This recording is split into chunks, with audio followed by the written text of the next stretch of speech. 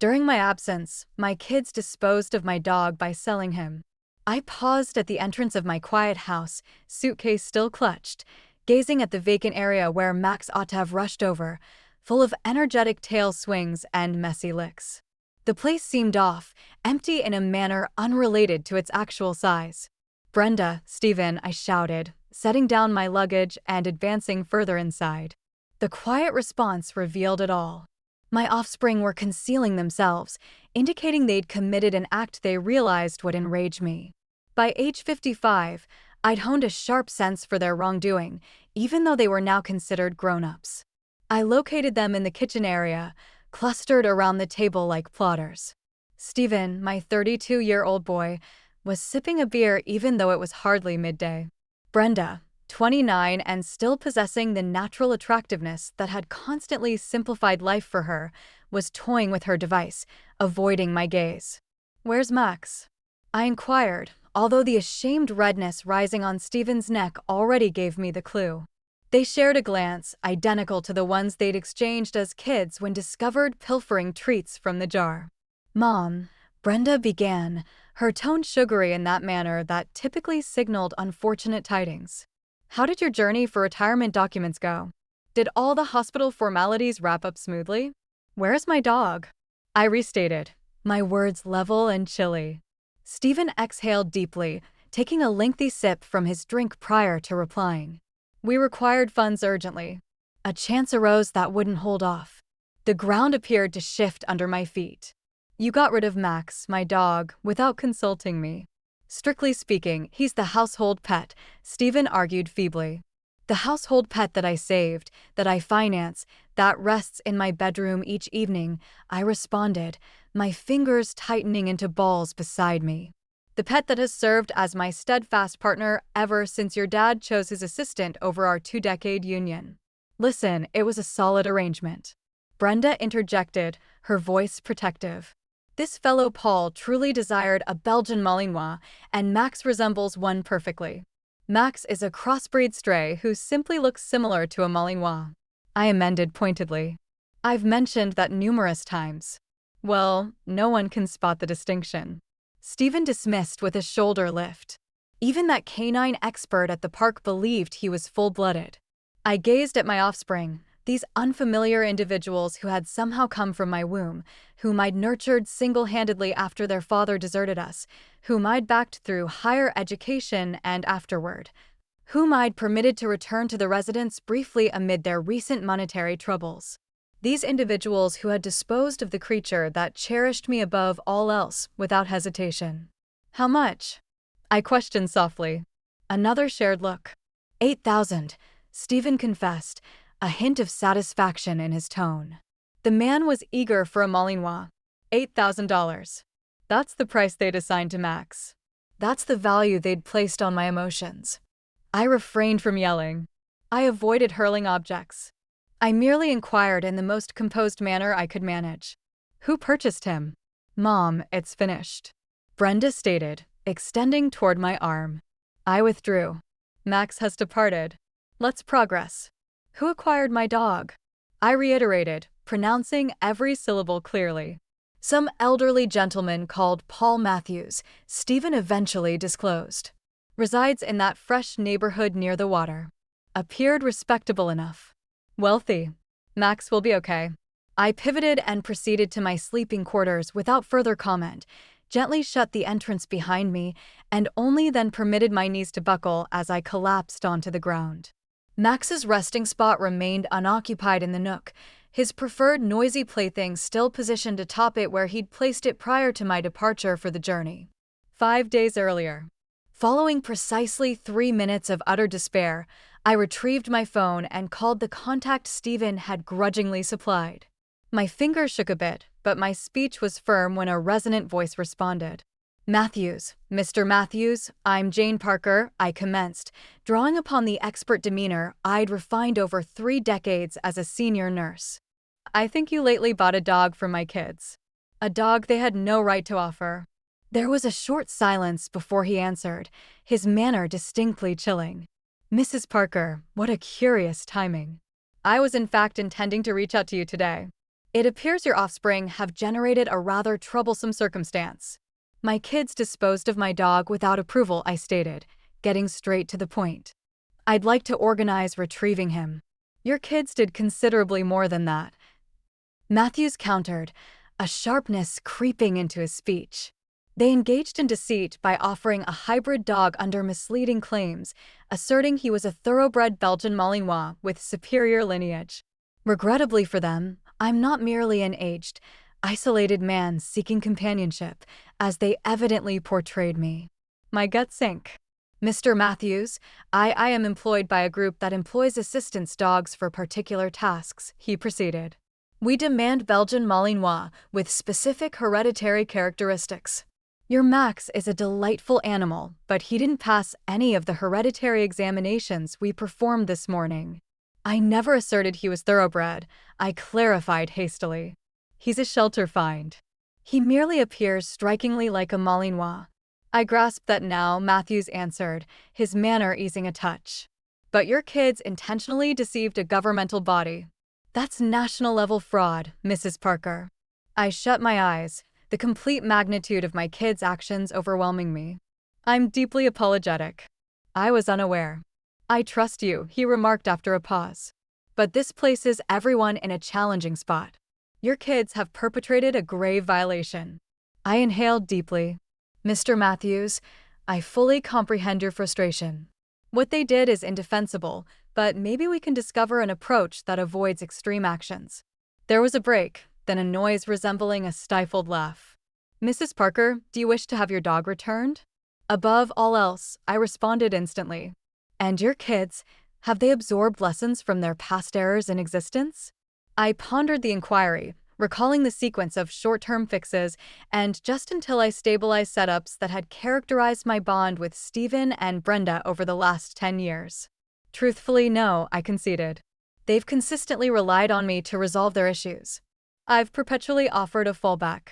Then maybe it's the moment for a teaching that truly endures, Matthews proposed, his manner turning nearly collaborative. I have an offer for you, Mrs. Parker. One that might restore Max to you, impart a crucial lesson to your kids, and possibly avert them from facing several years in national incarceration. Despite the circumstances, I found myself curious. I'm attentive. Splendid. I'll arrive at your residence tomorrow at 8 a.m. with Max and a few formal associates. I recommend you refrain from alerting your kids to my arrival. What precisely are you arranging? I queried, a kernel of worry emerging. Merely a touch of instructional performance, Matthews answered, and I detected the grin in his tone. Nothing that will inflict lasting harm, just sufficient to encourage them to reconsider prior to engaging in deceit once more, or disposing of items that aren't theirs. Contrary to reason, I discovered myself grinning as well. Mr. Matthews, this is extremely unconventional. Please address me as Paul, he countered. And yes, it's unconventional, but occasionally unconventional teachings are the most memorable. What do you think, Jane? Allies in a minor act of family equity. I glanced once more at Max's vacant resting place, considering the years of unrepaid debts, violated commitments, and evaded accountability. Of how my kids had nonchalantly disposed of the creature I adored most to address another instance of monetary carelessness. 8 a.m., I affirmed. Don't arrive late, Paul. The following morning, I was serenely sipping coffee in the kitchen when the doorbell sounded exactly at 8 o'clock. Stephen, still clad in sleepwear, muttered something incoherent as he trudged to respond, evidently irritated at being roused so soon. I paused, tallying the moments before my son's startled cry resounded along the corridor. It was performance time. Mom. Stephen's alarmed tone echoed through the residence. Mom, you have to come here immediately. I rose leisurely from the kitchen surface, adjusting my trousers before strolling without haste toward the main entrance. The sight that met me was precisely as I'd envisioned during my restless evening. Stephen remained rigid in the entryway, complexion pale. Behind him, I could observe Paul Matthews, not the doddering senior my kids had depicted, but an imposing figure in a flawless outfit, his gray hair and athletic build granting him the aura of someone familiar with command. Next to him, tail swinging wildly upon spotting me, was Max, Pulling against his restraint and accompanying them were two serious-looking men in somber attire, authoritative badges shining on their waists. "Good morning," I stated composedly, as though encountering national officials at my entrance was routine. "Mrs. Parker," Paul addressed me with impeccable propriety, although I noticed the spark in his gaze. "I think we discussed yesterday regarding an issue involving your offspring." "Yes, certainly," I acknowledged. "Please enter." "Mom, what in the world is happening?" Stephen whispered as the assembly proceeded into our sitting area. Brenda appeared from the upper level, her typical impeccable cosmetics already applied despite the early time. She halted abruptly upon viewing our guests, her gaze expanding in distress. "Mr. and Miss Parker," one of the attired men commenced, his speech curt and formal. "I'm Agent Wilson, and this is Agent Cooper. We're investigating a matter of deception against a national body." "Deception?" Brenda yelped, her palm darting to her neck. "What are you referring to?" Paul advanced, keeping his hold on Max's lead despite the animal's eager efforts to approach me. "2 days prior, you transferred this dog to me, portraying him as a full-blooded Belgian Malinois, appropriate for specialized duties. You demanded $8,000 for what you declared was a dog possessing outstanding heritage and ideal operational disposition. It was merely a manner of speaking," Stephen stuttered. "People always inflate when vending items." "When people inflate, Mr. Parker," Paul responded icily, "they generally don't do it to a national initiative tied to country protection. Every animal in our initiative experiences thorough hereditary evaluation before instruction commences. Your inflation caused squandered assets, staff hours, and possibly disrupted our functional timeline." "Oh my goodness," Brenda whispered, dropping into the closest seat. "The funds are the smallest of your worries." Agent Cooper inserted, "Deception against the national government, particularly concerning protection initiatives, is a major infraction. We're discussing possible accusations that carry penalties of up to 5 years in national confinement." "Confinement?" Stephen's tone broke like an adolescent's. I observed the hue fade from my offspring's complexions, struggling to keep my own impartial demeanor. Paul and his companions were impressively persuasive, strict and commanding without exaggeration, grave without slipping into parody. "You must comprehend the severity of your actions," Paul went on, his speech lowering to an almost instructive level. "Our animals are vital to tasks I can't elaborate on here. The identification work we execute can determine the line between security and disaster. When you deceitfully inserted an inappropriate creature into our initiative, you possibly endangered more than you comprehend." Max, evidently weary of the discussion regarding his hereditary shortcomings, ultimately succeeded in escaping his collar and promptly leaped toward me with a delighted sound. I swiftly placed my coffee cup aside before almost being toppled by 35 pounds of overjoyed canine attempting to cover my entire face with licks while making joyful noises. "He obviously identifies his real guardian," Agent Wilson remarked with a dash of sarcasm. "Please," Brenda implored, tears streaming openly down her face now. "It was an awful error. We were clueless. Isn't there a method to settle this?" The officials shared looks while Paul observed me, still enduring Max's fervent reunion. An unspoken exchange occurred between us before Paul cleared his voice. "Mrs. Parker," he directed at me as the legitimate custodian of the creature at issue and evidently an uninvolved participant in this deceptive deal. "Your viewpoint could affect our proceedings. Would you like to share any insight on this issue?" I softly nudged Max away and rose, nonchalantly straightening my attire. My offspring regarded me with looks blending terror and frantic optimism. The parent who had perpetually saved them, who had always discovered a means to soften their tumbles. "I think my offspring committed a grave mistake in reasoning," I started, my speech stable and deliberate. "They transferred an item that wasn't theirs under deceptive assertions for individual benefit. This demonstrates not only untruthfulness, but a concerning indifference to outcomes." Stephen and Brenda traded frightened glances. This wasn't the parental protection they anticipated. Nevertheless, I proceeded after a deliberate pause. "I don't think national confinement is automatically the most beneficial reaction. Maybe we can identify a resolution that guarantees they completely grasp the gravity of their conduct, provide suitable compensation, and create a route toward more accountable actions going forward. Paul seemed to weigh my statements, though an attentive viewer might have detected a spark of endorsement in his gaze. What do you suggest, Mrs. Parker? First, obviously, full reimbursement of the received money, I answered quickly. Second, significant volunteer work, ideally connected to creature care. Third, and crucially, I faced my offspring squarely. Prompt self-sufficiency. No further residing with parent. No additional monetary rescues. No more dodging the results of their decisions. The officials discussed in low voices while Paul scrutinized the Parker siblings with focused scrutiny. This might be satisfactory, he ultimately announced, with certain enhancements. Routine oversight by our division for a trial phase, history reviews that could restrict specific job prospects, and obviously a lasting notation of this event in their records, which, although not a felony verdict, might surface in more thorough history probes later on. Stephen and Brenda bobbed their heads eagerly, obviously prepared to consent to anything avoiding restraints. All this will be documented in a binding contract you'll endorse today, Agent Cooper supplemented, extracting formal-appearing papers from his case.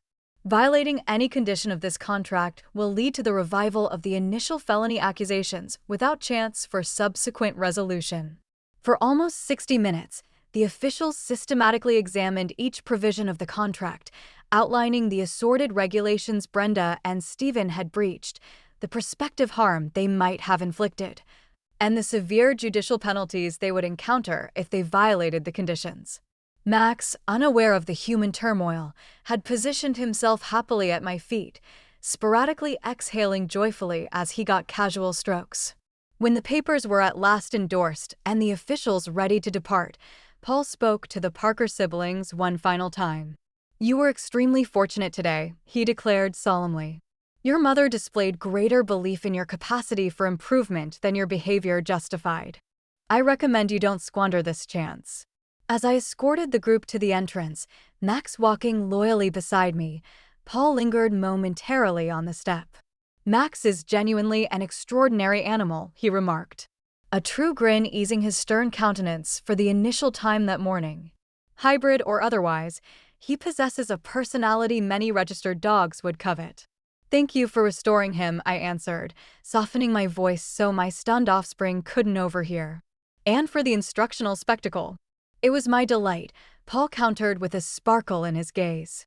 "Your offspring acquired a crucial teaching today, and let's say it was a welcome diversion from my standard routine. Maybe we could review the results of this instructional endeavor in a calmer environment. Supper, possibly?" An unforeseen heat rose along my neck. "That would be pleasant." "Splendid," he beamed, passing me a contact card. "My private line is on the reverse. And if your offspring ever doubt the severity of today's events, they won't," I guaranteed him with an aware grin. "Terror has accomplished its task. The remainder is my responsibility." When the entrance shut, I went back to the sitting area where Stephen and Brenda stayed positioned in astonished quiet. Max positioned himself once more at my feet as though he'd never left. "Mom," Brenda eventually uttered, her tone tiny and unsteady. "We nearly ended up in national confinement." "Yes," I concurred serenely. "You nearly did.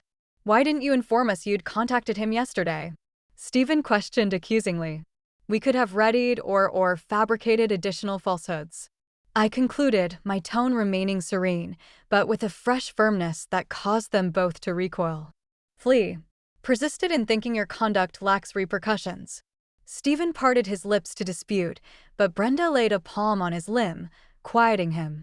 "You're correct," she acknowledged, abruptly appearing much more youthful and exposed without her customary facade of weary elegance. "What we did was dreadful to you and to Max. And now we possess lasting notations with some governmental body." Stephen moaned, dragging his palms across his visage. "My profession is destroyed before it commenced.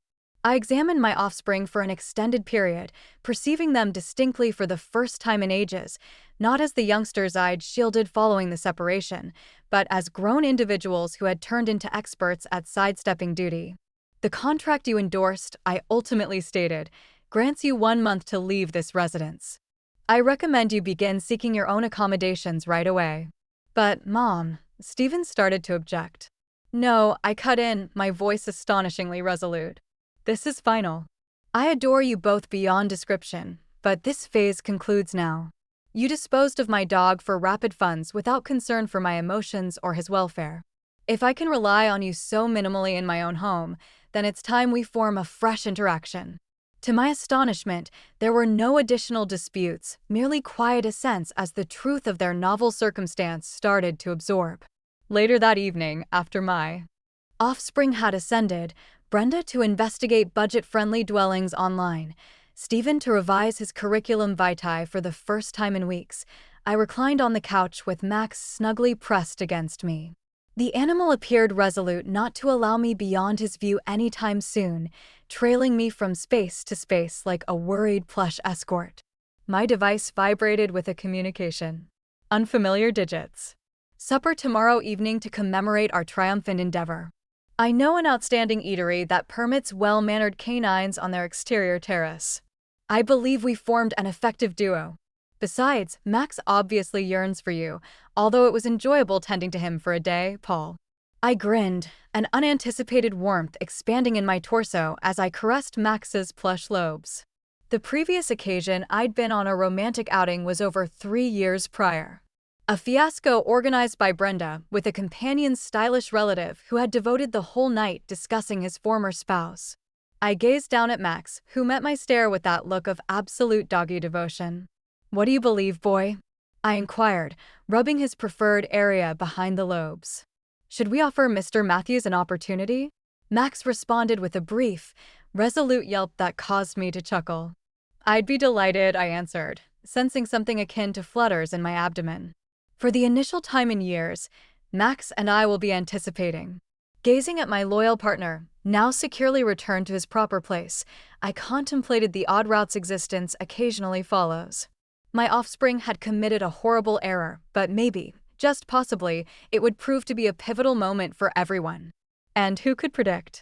Perhaps the individual who had assisted in delivering such an essential teaching to my offspring might introduce a fresh aspect to my recently liberated existence. After all, any individual who comprehended the worth of a shelter animal, registered or not, already earned credit in his favor.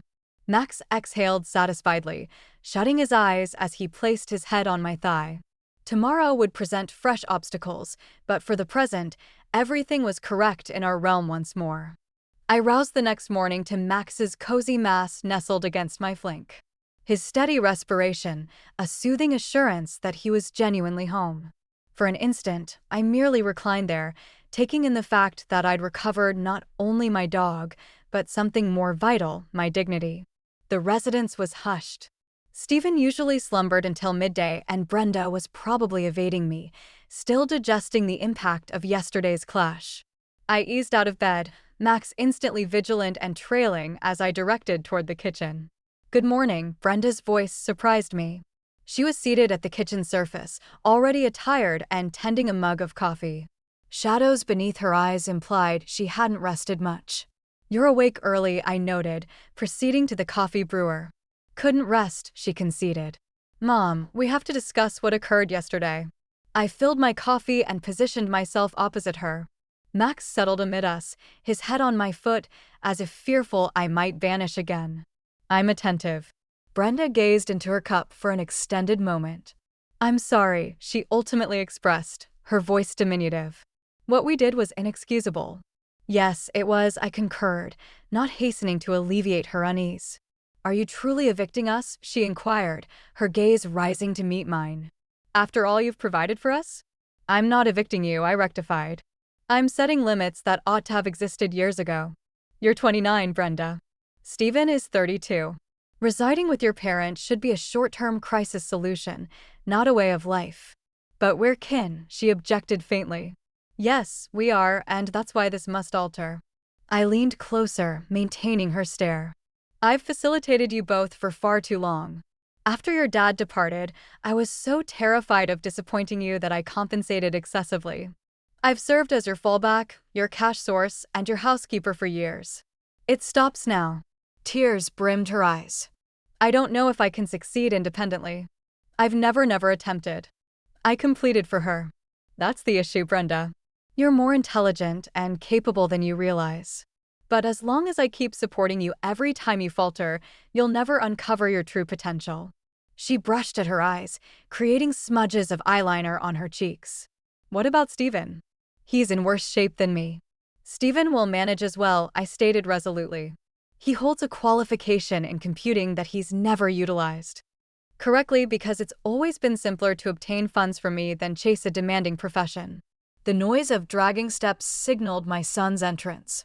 He halted in the entryway, eyes narrowing distrustfully at our grave expressions. What's happening? Mom was just emphasizing that we're relocating. Brenda notified him, a fresh acceptance in her tone. That national official business was merely a ruse, Steven objected, directing toward the coffee container. You can't genuinely force us to depart over an error. I sensed Max stiffen against my foot, detecting my shift in temperament. An error? I echoed, my voice perilously soft. You pilfered and disposed of my dog, Steven. You fabricated stories about Max's origins to obtain extra funds. You violated my faith in the most basic manner. We were frantic, he cried, flinging his arms upward. I owed some people money. They were menacing to I don't wish to hear it. I interjected. Whatever the cause, you opted to address your dilemma by generating a far larger one for me. That's what you've both been doing for years. Your crises always turn into my crises. Your bad decisions always become my load to correct. Steven smacked his cup onto the surface. So, you're simply abandoning us? Excellent nurturing, Mom. No, Steven, I answered calmly. Excellent nurturing would have involved establishing these limits years earlier. I disappointed you both by simplifying everything, by never permitting you to confront the inherent results of your deeds. And now you're compensating for missed opportunities. He scoffed mockingly. Now I'm rectifying my error. I concurred. 1 month. That's liberal given what you did.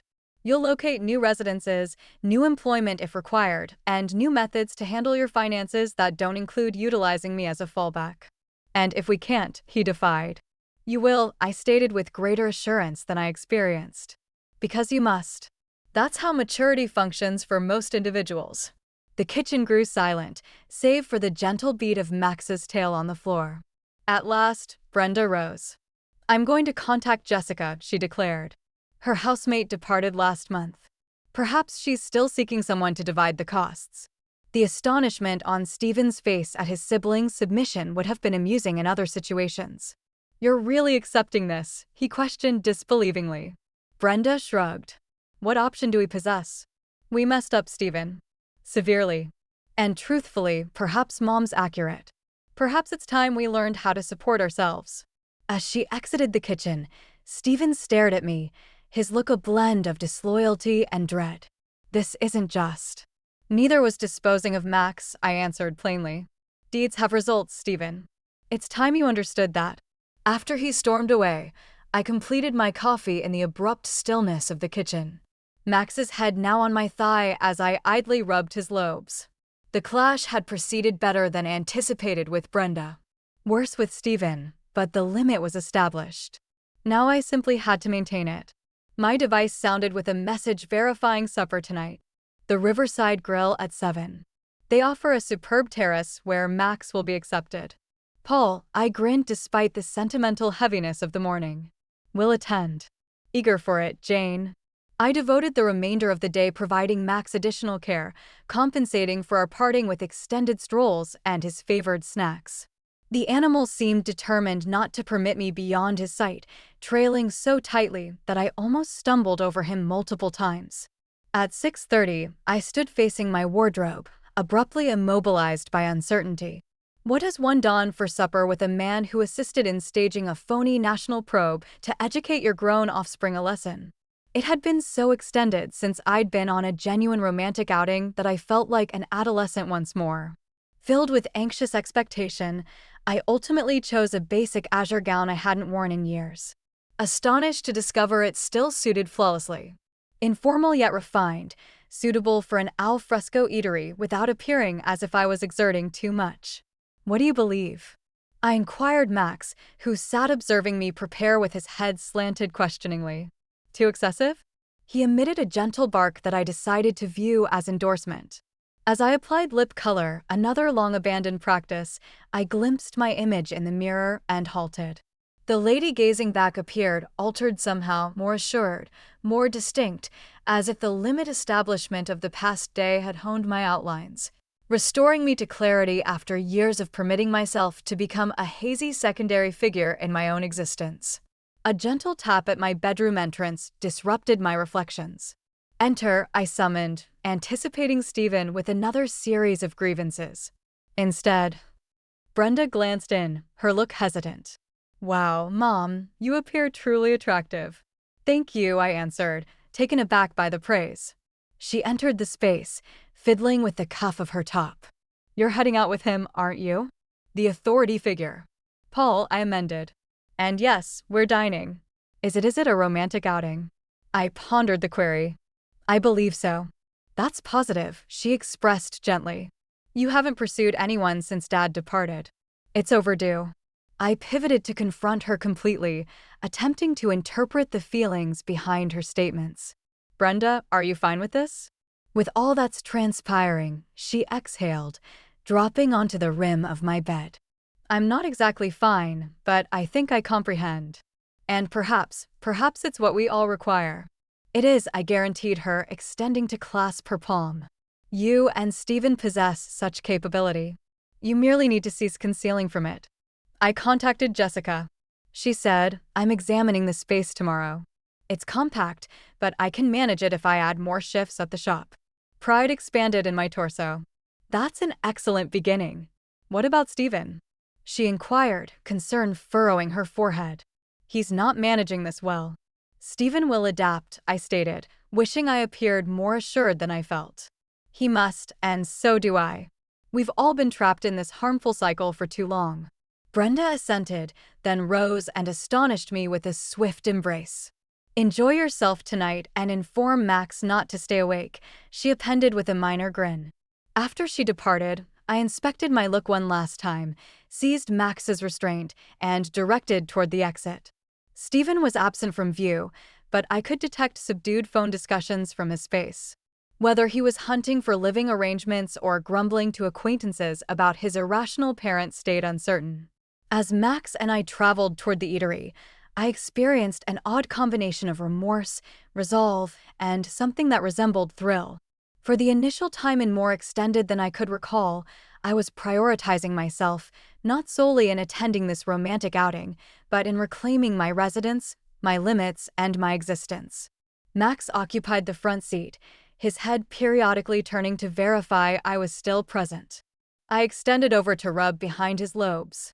It's a fresh section for everyone, boy, I informed him. Let's observe where it guides.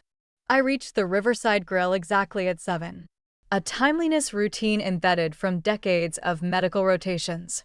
Max positioned obediently beside me as we lingered by the entry, his tail brushing the soil each time the door parted in expectation of encountering our dining partner. The eatery overlooked the waterway that split our community, its expansive rock terrace scattered with warmth devices to repel the initial spring cold. A few other customers had brought their canines, which comforted me that Max would be permitted. Jane. I pivoted at the call of my name and discovered Paul Matthews nearing from the vehicle area. Without his severe national official character, he appeared distinct, more accessible in deep denim and a marine jacket, though no less notable. You appear charming, he stated, his gaze creasing at the edges when he beamed. The compliment sounded unfamiliar to my ears after so many years of being overlooked. Thank you, I answered, abruptly conscious of how extended it had been since I'd been on a genuine romantic outing. Max and I were simply appreciating the scenery. At the mention of his name, Max perked up, tail swinging madly as he identified his temporary guardian. To my astonishment, he welcomed Paul with nearly as much zeal as he'd displayed toward me. He appears to have pardoned me for my role in your minor family turmoil. Paul laughed, crouching to rub behind Max's lobes. Precisely the correct location, I observed. You two connected during his short visit. We did, Paul verified, rising. He's a remarkable animal. You've instructed him splendidly. The attendant directed us to a side table on the terrace with a dominant view of the waterway. Max positioned contentedly beneath the table, his head on my foot in what had become his fresh routine since coming back home. I must confess, Paul stated once we were settled. Yesterday's display was one of the more peculiar applications of my career experience. And what precisely is that experience? I inquired, realizing I knew virtually nothing about this individual beyond his dramatic national official portrayal. 22 years with the FBI, he answered, observing my reaction attentively. I stepped down last year and now advise for a private protection company that handles work with assistance canines. So, while I've never truly detained anyone for dog-associated deceit, I wasn't completely performing yesterday. I almost sputtered on my water. You truly were a national official? Special Operative Anti-Espionage Unit, he confirmed with a faint grin. Those associates of mine weren't operatives, though, just colleagues from the protection company who relished enacting their parts a bit too zealously. So, you could have truly detained my offspring, I expressed gradually, absorbing this fresh data. Paul's demeanor grew more solemn. Technically, what they did might classify as deceit, but it would have been a small matter that probably wouldn't have led to accusations. The chance of 5 years in confinement was an amplification for teaching aims. Thank heavens, I whispered, though part of me believed Stephen and Brenda merited the fear they'd undergone. I'm still processing you being an authentic FBI operative. Former operative, he amended. Though ancient routines persist, as you witnessed yesterday, once you've devoted 2 decades analyzing individuals, constructing cases, and performing interrogations, you tend to tackle every scenario in a particular fashion. Including supper with a lady you scarcely know. His gaze met mine, warm with humor, particularly then. Professional risk, I'm afraid. I've likely already detected 15 details about you that most folks would overlook, such as I dared, curiously fascinated rather than disturbed. You're dominant with your left hand, but employ your right for specific activities, he noted. You've labored in healthcare, nursing in particular, shown by how you surveyed the eatery for cleanliness concerns when we settled, and the minor toughened skin design on your palms from regular cleansing. You've been separated for, I'd estimate about 10 years, and you haven't been on a romantic outing in quite a while. I stared at him, balanced between amazed and disconcerted. That's astonishingly precise, though. It's been 12 years since the separation. I was near, he dismissed with a shoulder lift. Your opportunity. Your opportunity to what? To share what you've noticed about me. Everyone detects things. Most individuals just don't deliberately handle them. I examined him attentively, accepting the dare. You've been separated, too. No marriage band, but the pale mark is still vaguely apparent. You own a canine of your own based on the fur arrangement on your pants that doesn't match Max's shade. You're structured to the extent of being mildly compulsive, based on how you reorganized the utensils and seasonings as soon as we settled. And I paused, then resolved to venture. You're isolated. His brows lifted slightly. What prompts you to say that? The manner you engaged with Max. Not merely amicable, but truly linked. Most folks pat canines. You interacted with him. And the reality that you undertook all that effort yesterday, the phony probe, the dramatics of it all, implies you don't object to exerting extra for assisting a stranger with a household issue. Individuals who are completely content with their own existences seldom involve themselves that deeply in others' conflicts. For an instant, I fretted I'd exceeded, but then he chuckled.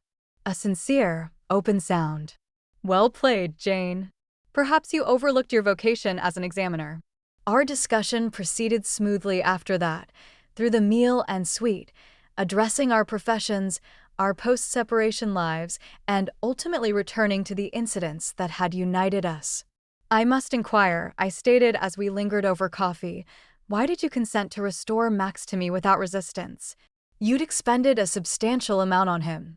Paul's demeanor softened as he looked down at Max, who had stayed an ideal companion throughout the dining. Multiple factors.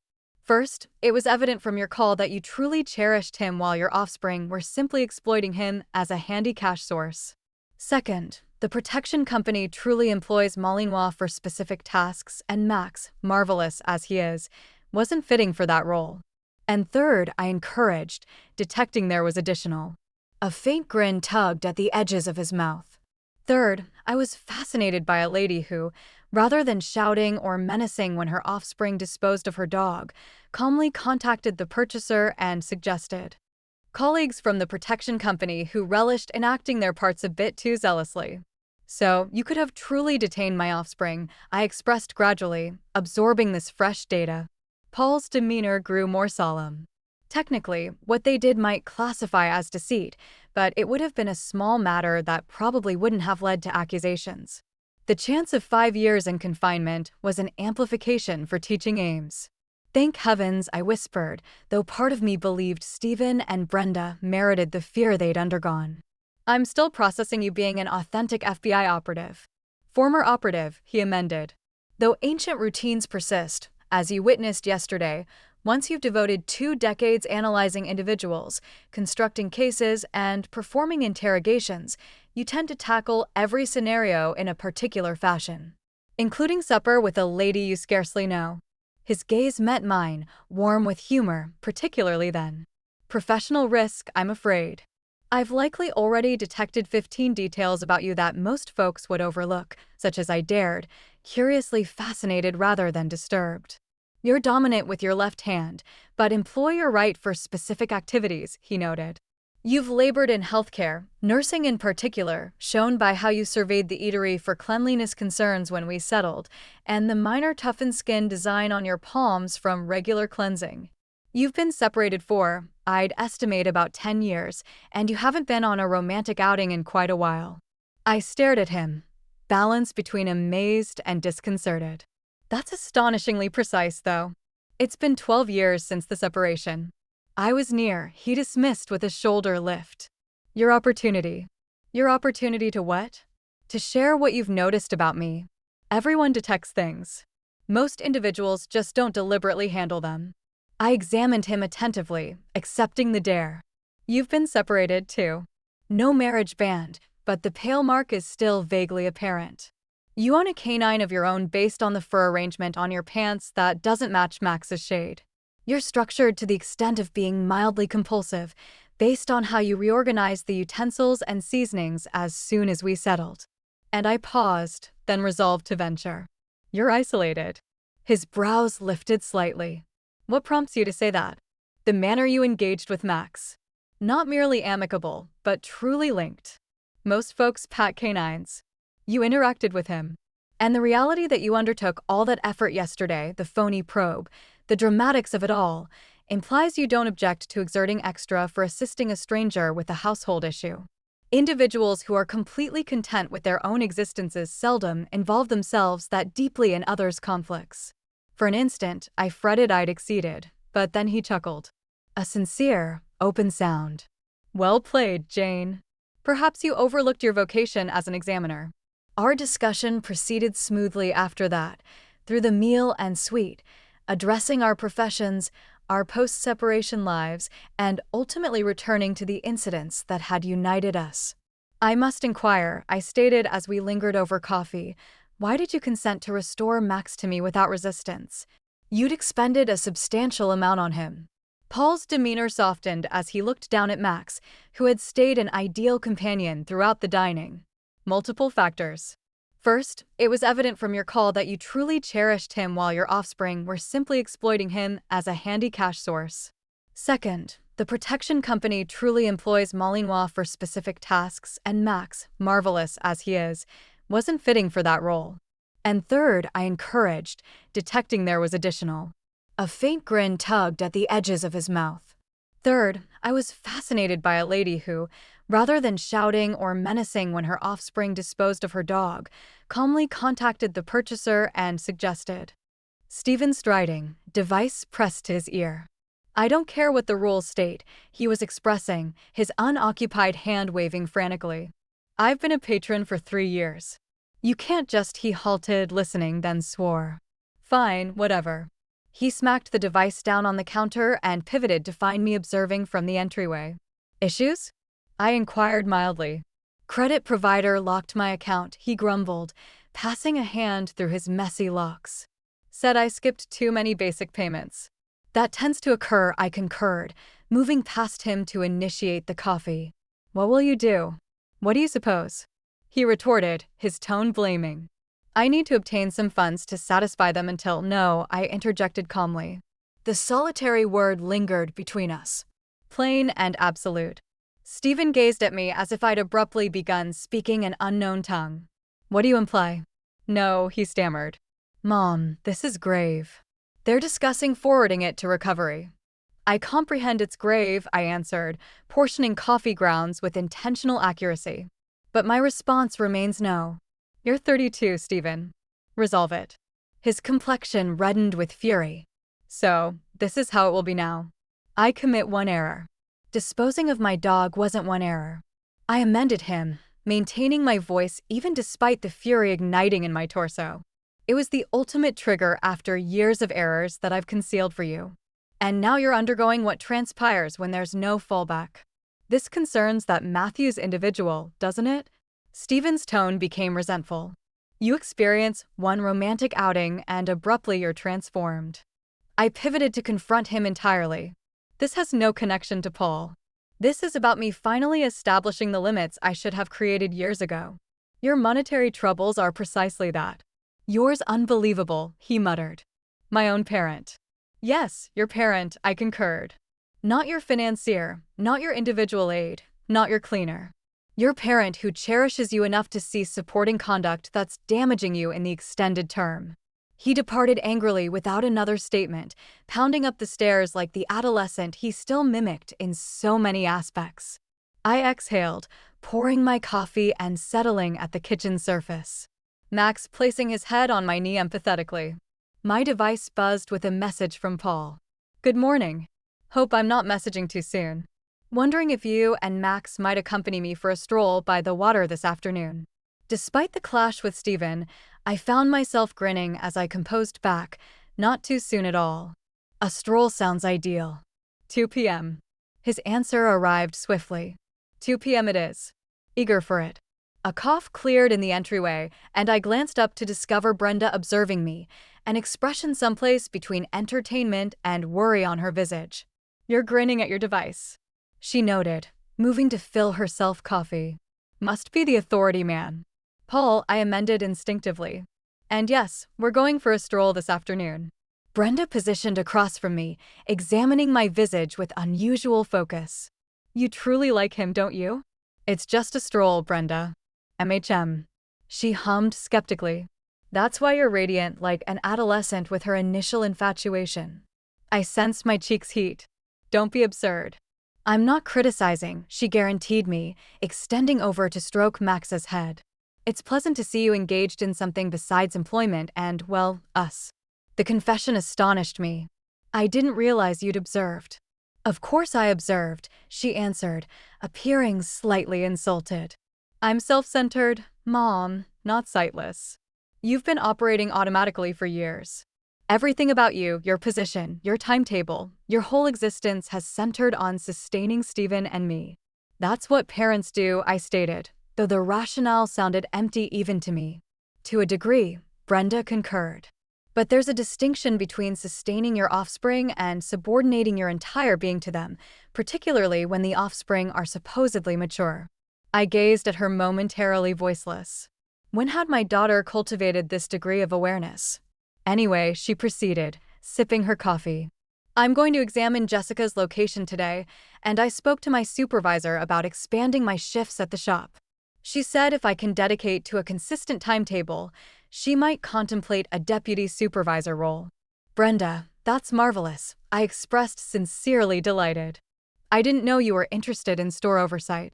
She shrugged, but I caught the spark of pride in her gaze. It's not what I envisioned doing with my promotion qualification, but it's a commencement, and I actually relish it when I'm not regarding it as merely a means to finance my social activities. Have you informed your sibling about these intentions? Her demeanor darkened. I attempted, but he's in complete sufferer mode. Says we should be uniting against your irrational requests. She formed air symbols around the final two terms. I think he anticipated me to participate in his uprising. And you're not going to? No, she expressed plainly. This is overdue, Mom. For all of us, including Steven, even if he can't perceive it yet. I extended across the surface and clasped her palm, an anticipated feeling constricting my throat. When did you become so insightful? I've always been insightful, she answered with a burst of her former assurance. I just opted to disregard my insight when it was more suitable to let you resolve all my issues. After she departed to prepare for her dwelling inspection, I sat completing my coffee. Max still pressed against my leg as if afraid I might vanish again. The discussion with Brenda had left me feeling both optimistic and unsure, pleased by her evident growth, yet concerned about Steven's ongoing opposition.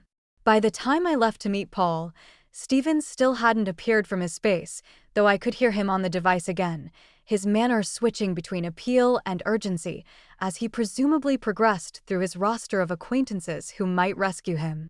I left a message informing him I'd return later, though I doubted he'd concern himself with where I was heading or who I was with. The waterside park was filled with weekend guests relishing the spring light. I spotted Paul right away standing close to the water's boundary, hands in pockets as he stared across the water.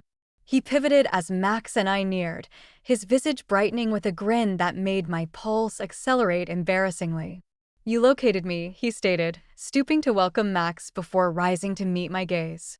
FBI preparation in action, I jested. Subject identified roughly 50 yards from the assigned rendezvous, exhibiting noticeable conduct patterns. He chuckled, the noise warm in the afternoon atmosphere. Evidently, I need to improve my avoidance methods. We commenced strolling along the waterside trail, Max trotting cheerfully between us, occasionally halting to explore intriguing aromas or accept admiring touches from passing youngsters. The discussion flowed effortlessly, covering everything from volumes we'd lately perused to childhood recollections of family trips. How are matters at home? Paul inquired after a period. Any repercussions from our minor endeavor? I exhaled, updating him on Brenda's seeming change and Steven's persistent opposition. I'm concerned about him, I conceded. He's never had to genuinely support himself previously. I'm uncertain he understands how. He'll learn, Paul guaranteed me. Sometimes the sole way to navigate water is to discover yourself in profound depths. I just hope he doesn't sink first, I whispered. Paul halted, turning to confront me entirely. You're doing the correct thing, Jane, for everyone. It's not simple, but it's essential. I know, I expressed, surprising myself with the certainty in my voice. It's just they've been my entire universe for so long, particularly after the separation. I invested everything into being available for them, into ensuring they never experience the desertion their father imposed. And in the process, you deserted yourself, Paul noted softly. The words struck with unanticipated intensity, exposing a reality I'd never completely recognized. I had deserted myself, my requirements, my wishes, my identity apart from parenting. Yes, I murmured, throat tight. I suppose I did. Paul extended, grasping my palm in his. Maybe it's time to rediscover yourself. Max selected that instant to yelp excitedly at a passing rodent, surging forward and nearly unbalancing me. Paul stabilized me, his palm warm against my back, and we both chuckled at the dog's focused pursuit of the fleeing creature. Apologies for that, I expressed regret as Max calmed. He has firm views about rodents, a canine of refined preferences, Paul assented seriously, though his gaze sparkled with amusement. Shall we proceed? There's a pleasant cafe around the curve that offers superb citrus drink and permits canines on their deck. As we walked further, his palm located mine again, our digits linking with easy familiarity. I couldn't recall the last occasion I'd held palms with someone, and the basic contact felt both unfamiliar and vital, like rediscovering an overlooked delight. At the cafe, we secured a table overlooking the liquid, Max positioning contentedly at our feet. Paul demanded on covering our beverages despite my objections. You can cover the next one, he stated, and the informal suggestion that there would be numerous more excursions warmed me more than the spring light. Tell me something you've always desired to accomplish but haven't, he stated after our citrus drinks arrived. I weighed the query, realizing how infrequently I considered my own wishes anymore. Journey, I ultimately answered. I've never ventured beyond the nation. Always intended to visit Italy someday, but then existence intervened. Offspring, profession, separation. Italy is gorgeous. Paul assented.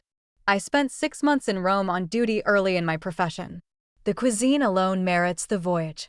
You've journeyed extensively? I inquired, genuinely interested in his existence before knowing him. Character of the position, he verified, though mostly to locations the typical sightseer would evade. But after stepping down, I treated myself to a genuine holiday. No emblem, no weapon, no duties beyond selecting which beverage to pair with supper. That sounds marvelous, I expressed, trying to envision an existence where my largest worry was beverage choice. It was, he concurred, and it could be for you too. Now Italy remains there, awaiting your exploration. The proposal hung between us, enticing in its options. What was preventing me now? My offspring were grown. I had withdrawal funds, and for the initial time in decades, no one relied on me for their daily existence. Even Max could be lodged, or the idea emerged uninvited. Perhaps Paul would tend to him again. Maybe, I expressed, permitting myself to consider the option. Once everything stabilizes with Stephen and Brenda, Paul's gaze held mine. Don't delay too long, Jane. Existence has a habit of occupying whatever area we provide it. If you don't create space for your aspirations, other requirements will gladly fill that region. As Max and I traveled home later, his words resonated in my thoughts. How many occasions had I postponed my own wishes, always deferring them until some undefined future when everyone else's requirements had been fulfilled, a future that never appeared to materialize. The residence was hushed when we returned. A message from Brenda on the counter notifying me she'd return late. She was dining with Jessica to talk about the dwelling. No indication of Stephen, though his vehicle was still in the entry path.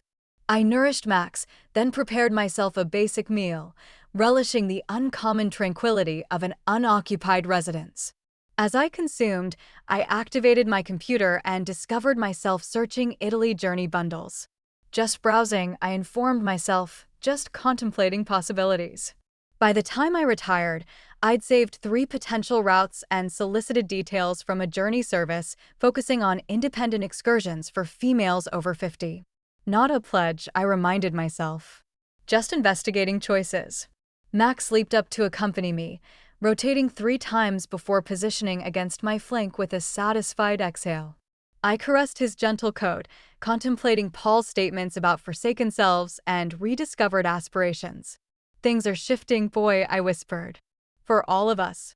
I awakened to the noise of breaking glass, succeeded by swearing.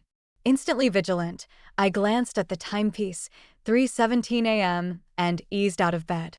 Max was already at the entrance, raised, a low rumble in his throat. Shoo, I murmured, placing a soothing palm on his head. Let me inspect. The corridor was shadowed, but illumination spilled from the kitchen below. I crept down the steps, Max trailing despite my gesture to remain. At the base, I halted, listening. Stupid, worthless. Stephen's voice slurred and furious. Another smash ensued. I turned the corner to discover my son swaying in the center of the kitchen, encircled by shattered glass and spilled alcohol. An empty container lay tilted near his feet, and he was struggling with another from the storage where I kept a few drinks for special events. Stephen, I expressed warily.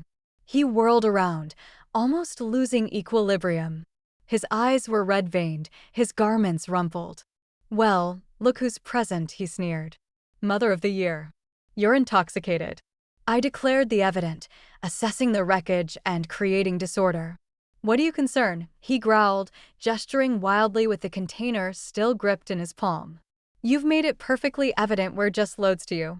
Max pressed against my leg, detecting the strain.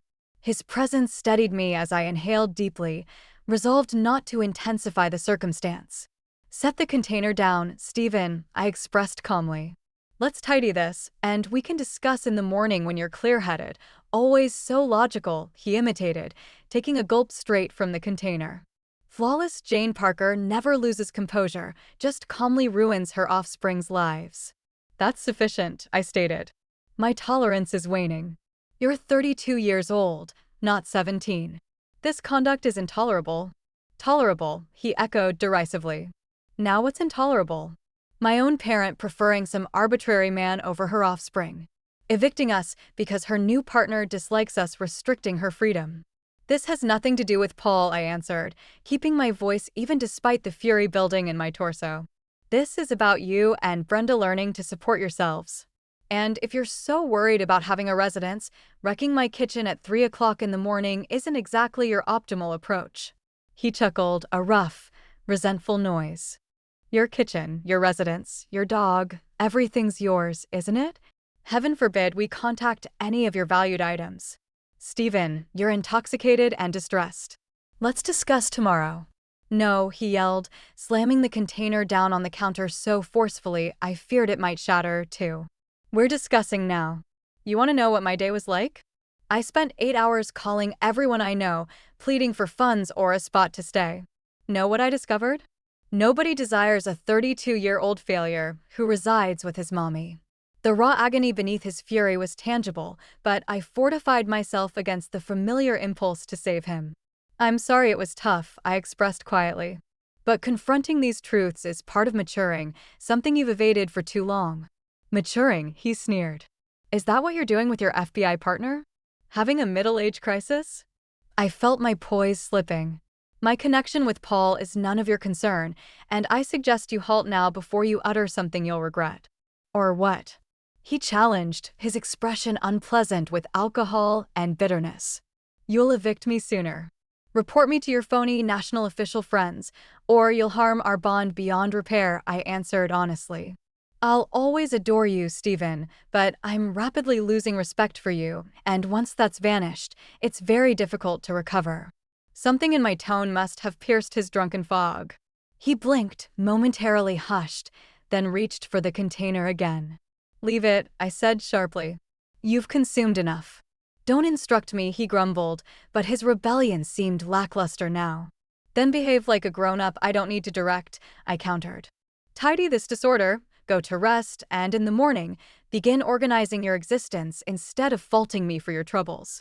I turned to depart, gesturing for Max to follow. He's not returning, you know. Stephen called after me, his voice abruptly small. Dad didn't, and this Paul individual won't either. They never do. I halted, my heart aching despite my fury. This then was the true injury. Not just my removal of monetary aid, but the fear of another desertion. Stephen had been 15 when his father departed, old enough to comprehend betrayal, but not its reasons. Paul isn't your father, I expressed without pivoting. And I'm not the same lady your father deserted. Whatever occurs between Paul and me has nothing to do with you and Brenda. But you need to comprehend something, Stephen. Even if he departed tomorrow, nothing would alter. This new limit is lasting. I continued upstairs without awaiting his reply, though I heard what sounded like a stifled sob behind me. Every parental instinct urged me to return, to console my suffering child. But the logical part of me knew that consolation now would only strengthen the pattern we were attempting to shatter. In my bedroom, I sat on the edge of my bed, trembling slightly from the clash. Max pressed his warm form against my legs, offering silent backing. I'm doing the right thing, I whispered, as much to convince myself as anything. He requires this, even if he despises me for it. From downstairs came the sound of hesitant movements, then the tentative clink of glass being gathered. At least he was tidying his disorder, a minor step, but perhaps the start of accepting accountability. I lay back down, though I knew slumber would be elusive now. My device glowed with a text alert I hadn't noticed earlier. Thinking of you. I had a marvelous time today. Sweet dreams, Jane. Paul's simple communication brought an involuntary grin to my lips despite the chaos of the night. I typed back, knowing he wouldn't see it until morning. Tonight was difficult with Stephen, but I'm holding steady. Your backing means more than you realize. Thank you for a lovely day. As I set the device aside, I realized something had shifted within me. 6 months ago, even 6 weeks ago, I would have rushed to smooth things with Stephen, to shield him from the results of his actions, to restore household harmony at any cost. Now, despite the pain it caused us both, I was maintaining the boundary. It wasn't about punishment. It wasn't even about teaching him a lesson. It was about finally acknowledging that the greatest harm I could do my offspring was to prevent them from experiencing the natural outcomes of their choices, both positive and negative. Max settled beside me with a soft puff, his solid presence reassuring. Whatever the morning brought, whatever challenges lay ahead with Stephen and Brenda, I wasn't facing them alone anymore. I had my faithful dog, a new relationship full of potential, and most importantly, a growing sense of my own value beyond motherhood. For now, that would have to suffice. Morning brought a silent, strained house. I found the kitchen immaculate, proof that Stephen had eventually cleaned his mess, but there was no trace of my son. His bedroom door stayed firmly closed when I passed it, no noises emerging to show whether he was awake or still recovering from his night of indulgence. Max followed me downstairs, his claws tapping on the wood as I brewed coffee and considered the day ahead. I had the evening shift at the hospital tomorrow, my last week before retirement formally started. The thought evoked a mix of relief and unease. 30 years of organized purpose ending, leaving me to define my own focuses for the first time since university. Brenda showed up around 10 o'clock, appearing unusually upbeat despite the early hour. Morning, she welcomed, heading directly for the coffee pot. Sorry if we disturbed you. You look weary. Everything fine? Your brother had a tough night, I replied tactfully. How was supper with Jessica? Terrific. She perched on a stool at the counter, holding her mug. I'm taking the room. It's tiny, but the rent's fair, and it's near the shop. I can relocate next weekend. That's wonderful, Brenda, I said, truly pleased by her drive. I'm proud of you, she smiled, the basic commendation clearly significant to her. Thanks. I know this hasn't been simple for any of us, but I think it's going to be beneficial for all of us. I hope so, I agreed, though thoughts of Stephen's inebriated outburst gave me pause. Have you heard from your authority man today? She asked, shifting the topic with a playful spark in her eye. His name is Paul, and yes, we messaged this morning, I admitted, feeling oddly bashful, discussing my romantic life with my daughter. He's invited me to supper at his place tomorrow night. Ooh, homemade meal. Brenda waggled her brows suggestively. Things are progressing seriously. I rolled my eyes, though I couldn't suppress a grin. It's just supper, Brenda. If you say so, she sang obviously doubtful. What are you donning? I haven't considered it yet, I conceded. Well, you should, she proclaimed abruptly. All efficiency. Initial time at his location is a declaration chance. Not too relaxed, but not excessively proper either. You want to appear effortless but purposeful. Despite myself, I chuckled. When did you become a romance specialist? I may be awful at fund handling and life choices, but style and romance tactics. She tossed her hair dramatically. That's my strength. The instant of lightness was interrupted by Stephen's appearance. He stood in the doorway, pale and unkempt, eyes red and swollen. The casual viewer might attribute his look to after effects alone, but I recognized the signs of weeping as well. Morning, he mumbled, not meeting anyone's gaze as he shuffled toward the coffee. Brenda shot me a questioning glance, but I shook my head slightly, silently requesting her not to probe for details about last night's clash. I was just telling Mom I secured a place, she said instead, her tone intentionally optimistic. Jessica's housemate left, so I'm taking the room. Stephen grunted indifferently, focusing intently on enhancing his coffee with sweetener and dairy. Have you advanced with your housing hunt? I asked cautiously. He shrugged, still avoiding eye contact. Possibly examining a few choices. The falsehood was obvious, but I chose not to confront it. Last night's outburst had cleared the air somewhat, revealing the raw hurt beneath his anger. Pressing now would only push him back behind his protective barriers. Let me know if you need assistance with relocation details, I offered for both of you. Stephen finally looked up, surprise briefly replacing the guardedness in his expression. You'd still assist with that? Of course, I replied simply. Establishing boundaries doesn't mean I've ceased caring, Stephen. It just means I'm altering how I express it. He processed this for a moment, then nodded slightly before withdrawing with his coffee. The conversation apparently draining his limited social energy for the morning. After he left, Brenda whistled softly. What happened last night? I sighed, providing her a shortened account of Stephen's drunken clash, while leaving out some of his harsher accusations. "He'll adjust," she said when I finished, though she sounded less certain than before. "He just needs time to absorb. This is tougher for him than for me." "Why do you think that is?" I asked, truly curious about her viewpoint. She considered the question earnestly. "Stephen was always Dad's preferred. When Dad left, it affected him differently, like dual rejection. I think he shifted all that need for approval to you, and now he feels like you're forsaking him, too." She shrugged. "Plus, he's male. They have more pride invested in the whole self-reliance thing." The understanding surprised me again. I found myself wondering when my style-focused daughter had developed such sentimental acuity. "That's remarkably observant, Brenda." "I'm not just a pretty face, Mom," she replied with a wink, sliding off the stool. "Now about tomorrow's attire for your romantic outing." The rest of the day passed without incident. Stephen stayed in his room, emerging only for restroom breaks and to search for food. I took Max for an extended walk, the spring air filled with the aroma of new blooms and freshly mowed grass. Paul texted several times, casual, affectionate messages that made me smile like a schoolgirl with her first infatuation. By evening, I found myself in front of my closet assessing options for tomorrow's supper at Paul's house, with Brenda providing commentary from her spot on my bed. "Not that one," she objected when I held up a practical navy gown. "Too corporate meeting. You want something gentler, more womanly?" "I am 55, Brenda," I reminded her dryly. "Not 25. Age is irrelevant," she declared with the assurance of youth. "What matters is how the clothes make you feel." She rummaged through my closet, pushing hangers aside with increasing dismay. "Mom, when was the last time you purchased something just because it made you feel attractive?" I tried to recall. "Before the separation. Maybe for a work event 5 years ago." The question exposed yet another way I'd neglected my own needs and desires over the years.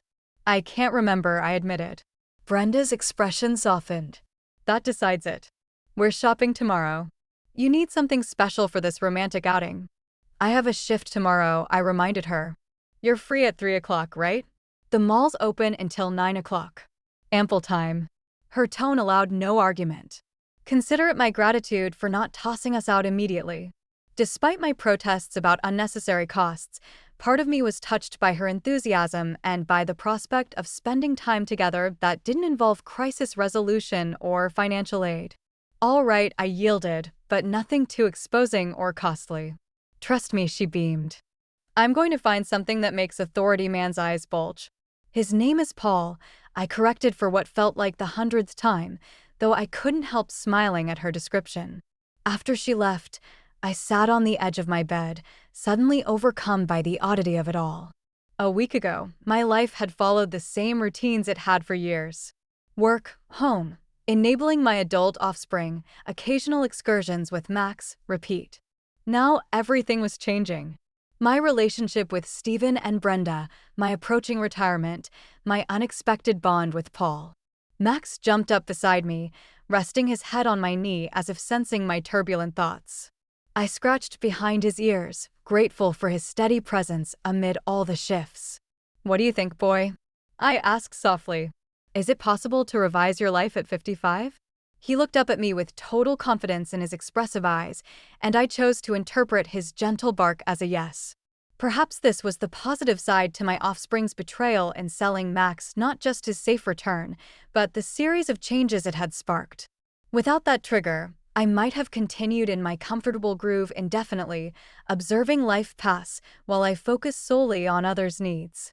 Now, for the first time in decades, I was contemplating my own desires, my own future. And, surprisingly, despite the tension with Stephen and the uncertainty ahead, I felt more vibrant than I had in years. The shopping trip with Brenda proved unexpectedly fun. After my final shift at the hospital, a bittersweet 6 hours of farewells and good wishes from colleagues I'd worked with for decades, I met my daughter at the mall, feeling oddly anxious about the whole venture. "Relax, Mom," Brenda said, linking her arm through mine as we navigated the crowded hallways. "This is supposed to be enjoyable, not a dental procedure." "I haven't shopped for romantic outing clothes in 15 years, I reminded her. I'm not even sure what's suitable anymore. That's why you have me, she replied confidently, guiding me toward a store I'd passed countless times but never entered. Trust the specialist. For the next 2 hours, I tried on more outfits than I had in the previous 5 years combined.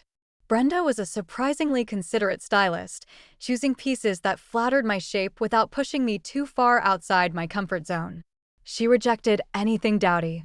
You're on a romantic outing, not attending a religious gathering, Mom, while also rejecting items I found too bold. We want refined with a touch of allure, not frantic homemaker. Eventually, we decided on a gentle wrap gown in a deep green blue that Brenda insisted highlighted my eyes, paired with elevated sandals that added stature without sacrificing ease. The ensemble was undeniably more fashionable than my usual functional attire. Yet, it still felt like me, just a slightly more refined version. What do you think? Brenda asked as I examined my reflection. I adore it, I admitted, surprised by how much I meant it. The woman in the mirror looked self-assured, appealing, and yes, even a little alluring. All things I hadn't associated with myself in far too long. Paul won't know what struck him, she declared, satisfied. As we left the store with our purchases, Brenda suggested stopping for coffee, sitting across from her in the cafe, watching her talk animatedly about her new job duties and apartment plans. I felt a change in our bond. Less parent-child, more like peers. Equal adults sharing their lives rather than one constantly rescuing the other. I don't think I've properly expressed gratitude, I said during a pause in conversation. Brenda looked confused. For what? The gown? You paid for it for adapting so gracefully to these shifts, I explained, for comprehending why they're necessary instead of battling me like your brother. She stirred her latte thoughtfully. I was furious initially, she admitted. When you said we had to relocate, my first reaction was pure outrage. How dare you after all these years of sustaining us? But then I started considering what my life would resemble in 5 years if nothing altered. And I prompted when she halted. And it was gloomy, she said frankly. Still residing in my childhood sleeping area, working a position I treat as temporary, even though I've been there 3 years, observing my friends construct careers and bonds while I'm trapped in eternal youth. She shrugged. Once I viewed it that way, I realized you're granting us a favor, not penalizing us. I reached across the table and squeezed her hand. I'm so proud of you, Brenda. I know this isn't simple. It's not, she agreed. But neither is observing your parent pause her whole life while you squander your potential. That's a different kind of load. Her words struck me with unexpected force. I'd always seen my sacrifices as essential, even honorable, the core of good parenting. It had never occurred to me that my offspring might feel guilt or accountability for how completely I'd submerged my identity into caring for them. Well, I said, trying to lighten the suddenly sentimental moment. You don't need to worry about that anymore. As you can see, I'm officially re-entering the world of the active. Good, she replied firmly. You merit it, Mom. You've provided us everything. It's your turn now. By the time we arrived home, loaded with shopping bags and takeaway for supper, I felt closer to my daughter than I had in years. Stephen's vehicle was absent from the driveway, a minor relief given my nervousness about the evening ahead. He's probably at Ryan's, Brenda guessed when I mentioned his absence. They've been gaming partners forever. Ryan has an extra room in his dwelling. That might be Stephen's optimal choice if he can humble himself enough to request. I nodded, hoping she was correct. Despite his opposition, I wanted Stephen to stabilize just as Brenda was doing. The goal wasn't to penalize him, but to propel him into the independent maturity he'd been avoiding. Later, as I prepared for my romantic outing with perhaps more attention than I'd given my appearance in a decade, I found myself humming, an unconscious sign of happiness that surprised me. Max observed from his spot on the bed, head tilted in curious watch. What do you think? I asked, turning to show him the full effect of the new gown and the subtle cosmetics Brenda had insisted on applying for me. Max's tail thumped enthusiastically against the blanket. I'll take that as approval. I laughed, bending to touzle his ears. Now remember, you're staying with Brenda tonight. Be good for her. After one final check in the mirror, I headed downstairs where Brenda waited to give her evaluation. Wow, Mom, she said, eyes widening appreciatively. You look stunning. Not too much. I asked, suddenly self-aware. Perfect, she assured me. Sophisticated, but approachable. The gown was definitely the right pick. The drive to Paul's house gave me time to fight my nerves. It had been so long since I'd been on a proper romantic outing, let alone one at a man's home. What if I'd misread his interest? What if the conversation stalled without the buffer of a public place? Paul resided in a tidy craftsman-style house in one of the older districts near the center. As I pulled into his driveway, I took a deep breath, reminding myself that I was a mature woman, not a teenager on her first romantic outing.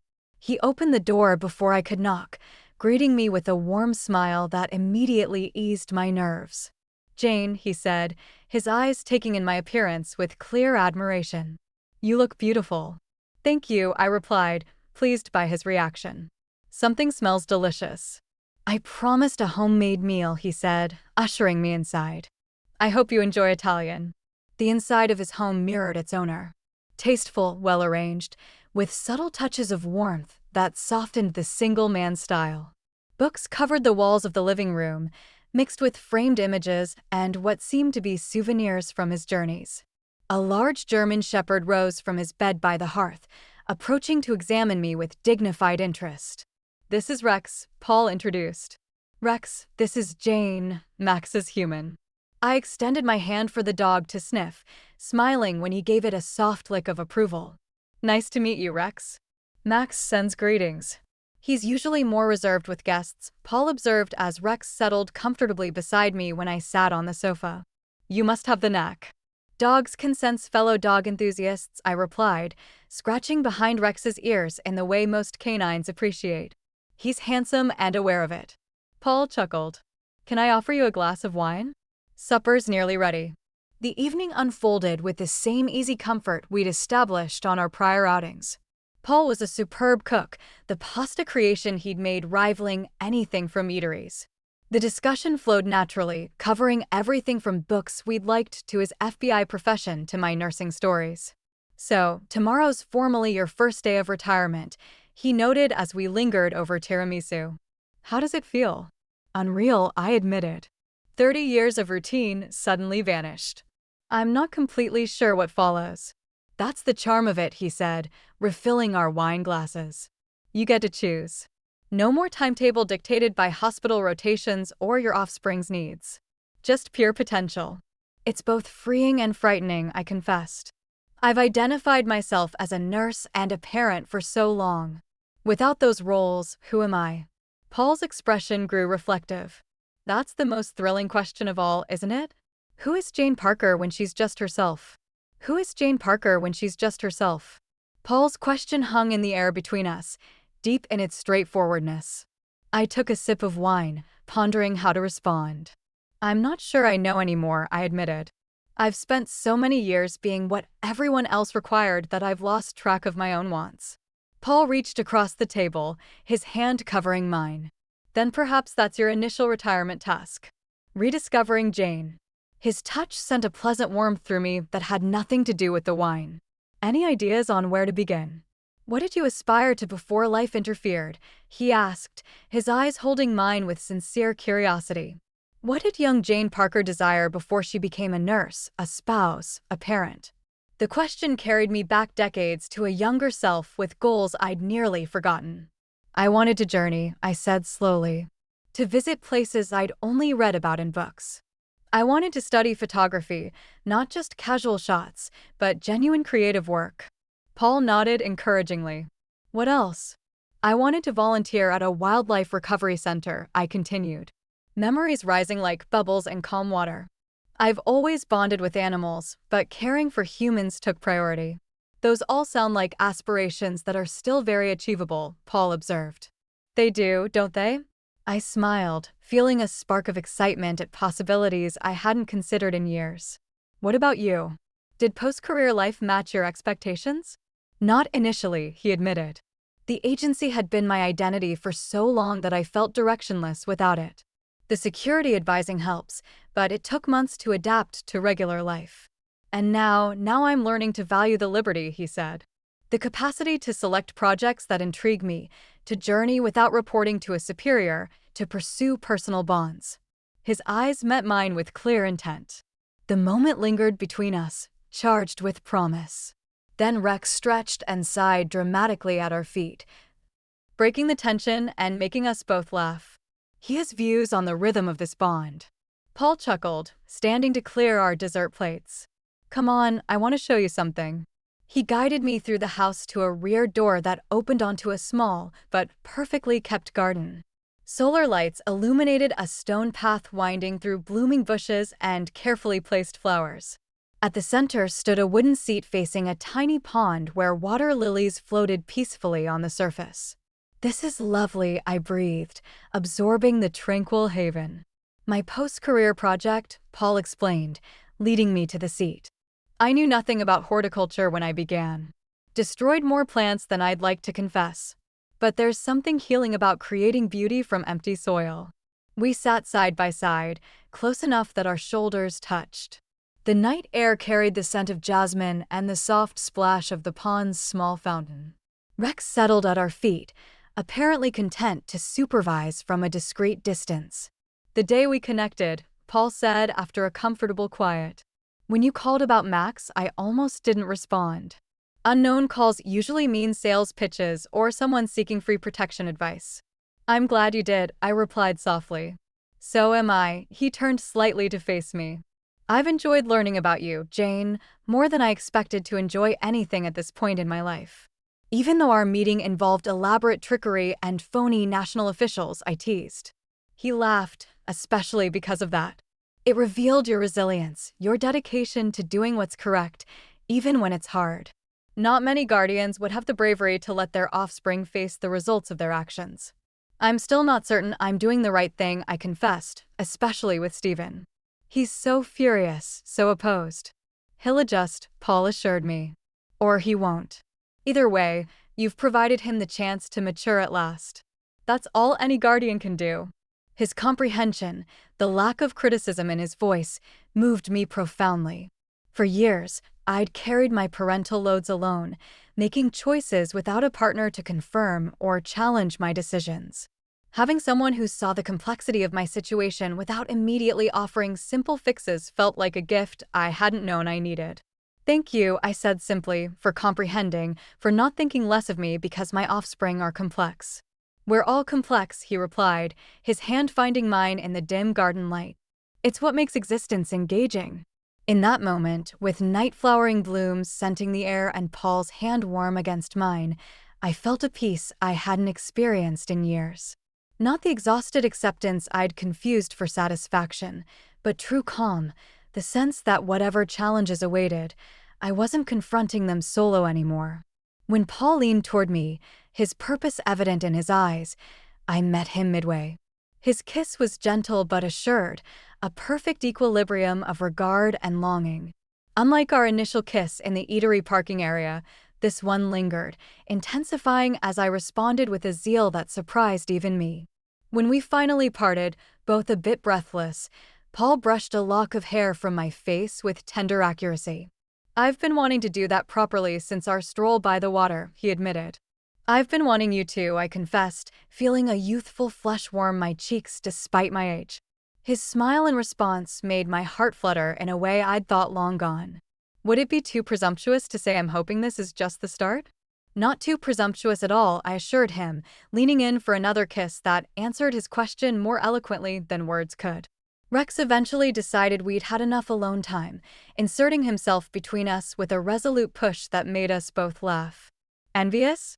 Paul asked his dog, scratching behind the shepherd's ears. He's just reminding us that we have ample time, I suggested, though part of me, a part I'd neglected for far too long, wished we could continue where we'd stopped. As if sensing my thoughts, Paul squeezed my hand. He's correct, of course. We have time. No need to hurry. The patience in his voice, the implied promise of future evenings together, warmed me more than any rushed passion could have. This wasn't a transient link, but the careful base of something that could endure, something worth constructing gradually. When I finally checked my watch, I was shocked to find it was nearly midnight. I should depart, I said reluctantly. I promised Brenda I wouldn't be too late. Paul accompanied me to my car, his arm around my waist in a gesture that felt both protective and respectful.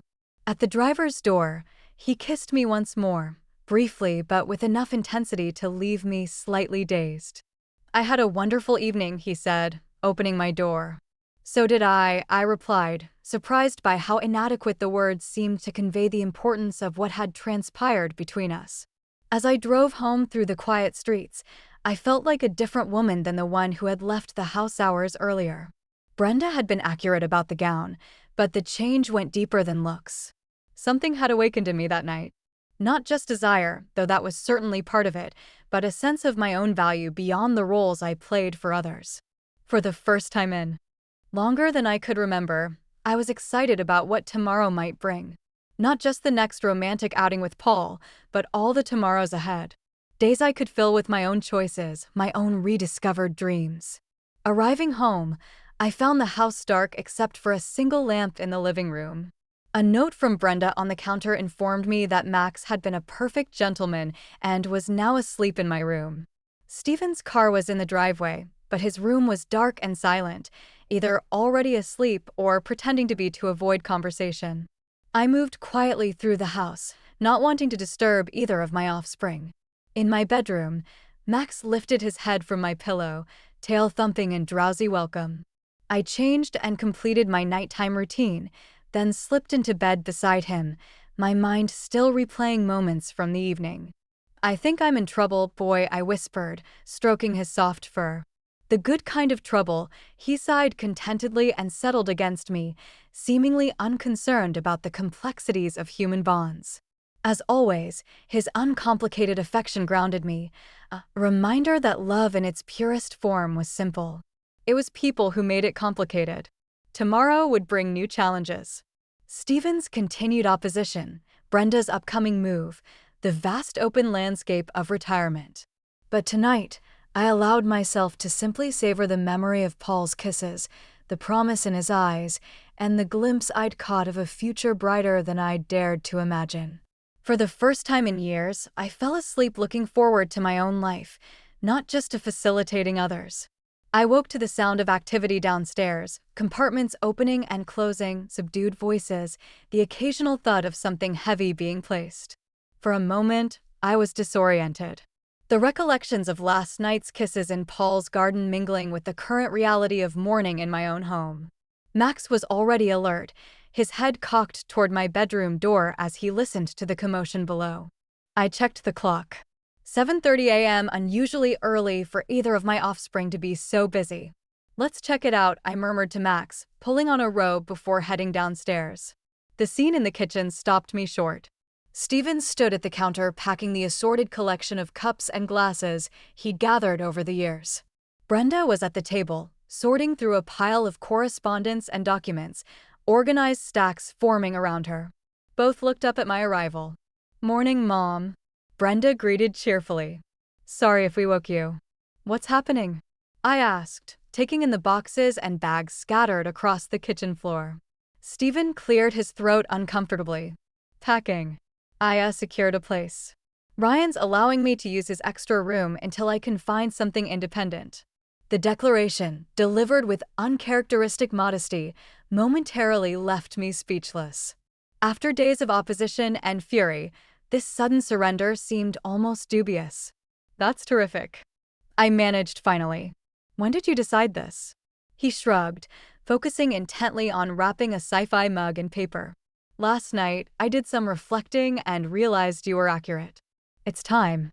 Brenda caught my eye, giving me a subtle nod that suggested she knew more about this shift than she was revealing.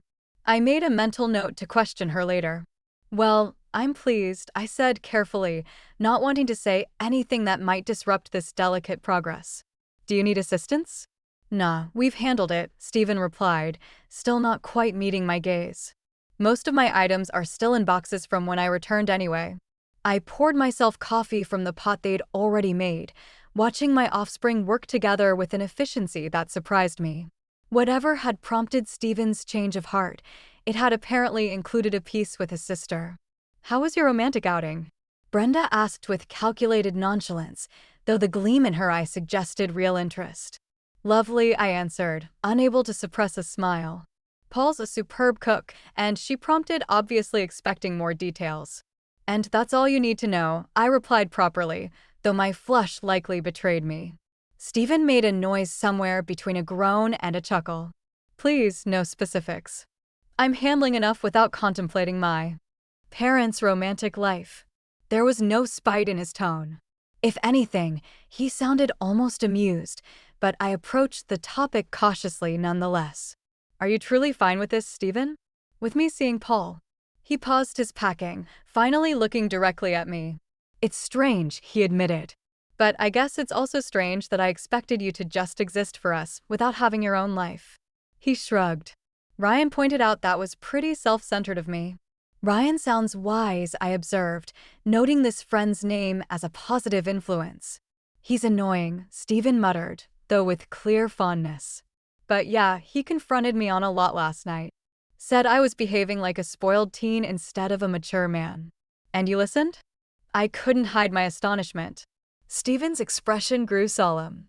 When the inebriated guy you've been staying with tells you you're immature, it's kind of an awakening. Brenda snorted at that. And he told Stephen either to mature or find elsewhere to rest. Thanks for that, sis.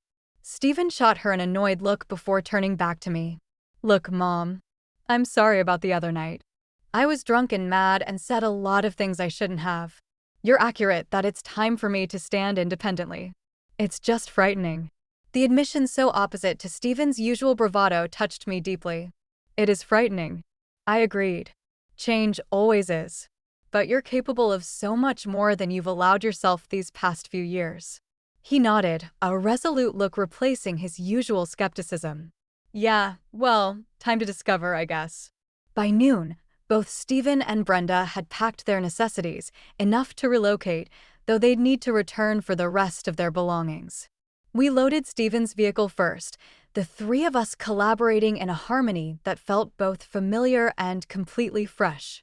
As he prepared to depart for Ryan's apartment, I found myself unexpectedly sentimental. Contact me when you're settled, I said, trying to keep my voice steady. Stephen hesitated, then stepped forward to embrace me. A genuine embrace, not the obligatory one he'd given on holidays and birthdays recently. Thanks, Mom, he said quietly, for not abandoning me, even when I was difficult. I embraced him tightly, blinking away tears. Never. No matter what, I'm always your parent. He pulled away, clearly uneasy with the emotional instant, but trying nonetheless. I know I haven't demonstrated it, but I value everything you've done for us, and I'm going to make you proud someday. You already do, I assured him.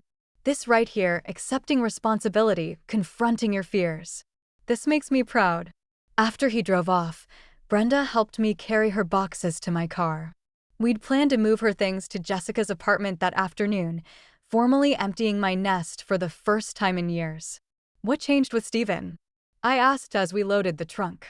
Last I saw, he was firmly against relocating. Brenda grinned.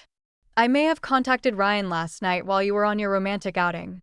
Updated him on the situation and suggested he might have more sway than we did at this stage. Clever, I observed admiringly. Tactical, she amended. I learned from the best. Besides, Stephen respects Ryan's view, and Ryan's been trying to get him to mature for years. As we drove toward Jessica's apartment, Brenda chatting about her decorating ideas for her new room, I found myself reflecting on the whirlwind of change these past 2 weeks had brought. From the shock of learning Max had been sold to the confrontations with my offspring to the unexpected romance developing with Paul, my life had transformed more in 14 days than in the previous 14 years. You're awfully quiet, Mom. Brenda observed as we approached her new home, having doubts about the empty home. Not at all, I assured her truthfully. Just marveling at how rapidly everything has shifted. For the better, though, right? She asked, a hint of doubt in her voice. Absolutely for the better, I confirmed. For all of us, I think. After helping Brenda settle into her new space, a cozy room in a well-kept apartment that she and Jessica were already excitedly planning to redecorate, I returned home to a house that felt both oddly vacant and wonderfully serene. Max greeted me at the door, his whole body wriggling with joy at my return. Well, boy, I said, kneeling to accept his zealous welcome. It's just you and me now. How does that sound? His tail wagged furiously in what I chose to see as approval. I wandered through the house, noting how different it felt without the constant presence of my adult offspring. Not lonely, as I might have feared, but open, full of possibility rather than duty. My phone chimed with a text from Paul. Thinking of you today. Supper again tomorrow night. This time, let me take you out properly. I smiled, typing back. I'd love that, though. Your garden was pretty ideal. His response came quickly. The garden will be waiting whenever you're ready to visit again. So will I. The promise in those simple words sent a pleasant shiver through me. At 55, I was experiencing the flutters and anticipation I thought belonged only to youth. It was both terrifying and thrilling to feel so alive again, so in tune with my own desires. After years of numbness, Max followed me to the back porch where I sat watching the afternoon sunlight filter through the trees in my small yard. On impulse, I pulled out my phone and searched beginner photography classes near me. Several options appeared, including a weekend session at the community college starting next month. Without giving myself time for doubts, I signed up and paid the fee. Then, feeling daring, I searched Italy tours for independent travelers. The results were overwhelming in their variety, but I saved several that looked promising for later review. Small steps toward reclaiming dreams I'd set aside decades ago. Small steps toward becoming the Jane Parker I might have been if life had taken different paths. As the sun began to dip, casting long shadows across my yard, I felt a deep sense of peace settle over me. The path ahead wasn't entirely clear, but for the first time in years, I was excited to discover where it might lead. Not just for my offspring, but for myself.